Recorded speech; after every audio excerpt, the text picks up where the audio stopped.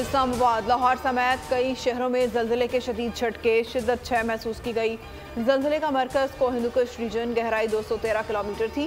पेशावर, सवाबी, सवात, कोहाट, मानसैरा में भी जमीन लरज उठी। मियां वाली, मंडी बाउद्दीन समेत पंजाब के कई शहरों में भी झटके महसूस किए गए।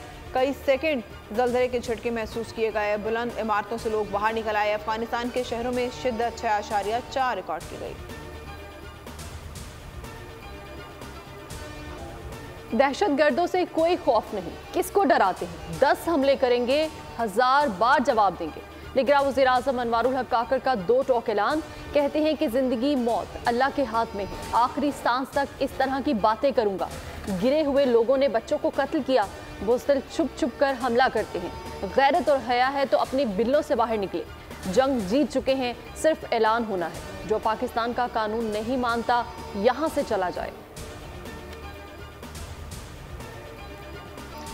बल्ले के निशान का मामला तूल पकड़ गया। तहरीक इंसाफ और इलेक्शन कमीशन आमने सामने।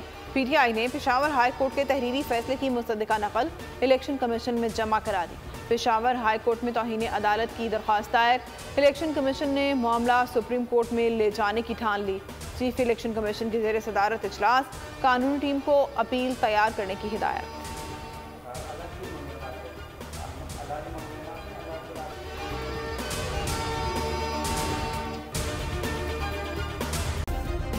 सब्सक्राइब करें और बेल दबाएं ताकि कोई खबर रह न जाए।